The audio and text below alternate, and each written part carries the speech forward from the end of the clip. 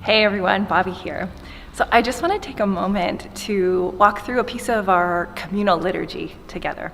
So every Sunday across all of our services and across both of our parishes, we end with a benediction. But before, or sometimes for some of us just after the benediction, we extend an invitation to people and we say, if you would like someone to hear your story, to maybe pray with you before you go to today, we always have a prayer team person who's available to do just that. Come up to the front, person with the name tag will meet you.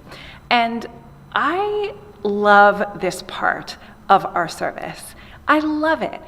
There are a few reasons that I love it. One of the things that's really beautiful about this invitation that goes out to the entire community every Sunday is this reminder that we are not just thinking people. We are not just people of our minds. It's not just a matter of getting our heads right.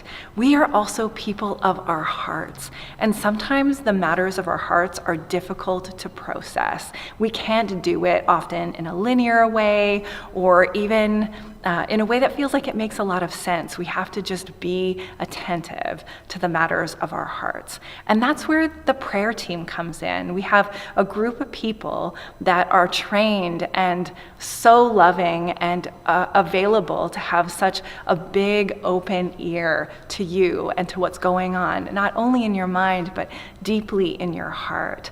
And so if you come forward to meet with this person whom you probably don't even know, their goal, their whole reason for being up there, standing up there with that name tag on, is to pay attention to you, to pay attention to your story, and to witness what's going on in your heart. And often the ways that we know that is just by talking, by sharing our story with another person. And it can be a really beautiful thing for that person to actually be someone who's not known by you. Their goal is just to sit, to listen, to be prayerful with you, and to pray a prayer that has to do with our own awakening to the presence of God, which is already deeply, deeply at work in our own stories. And so I hope that when you hear this invitation every single Sunday, that you will also join with us in being prayerful people. And that can mean so many different things to so many different people.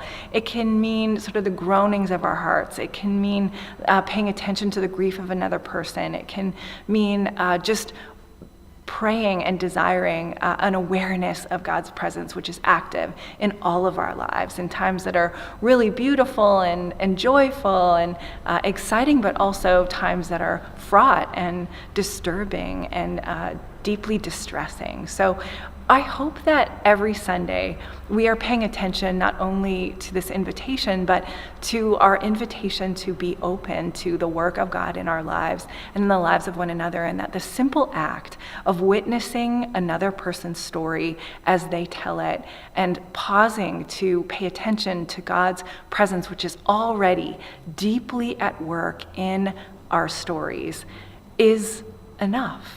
It can be enough for that moment.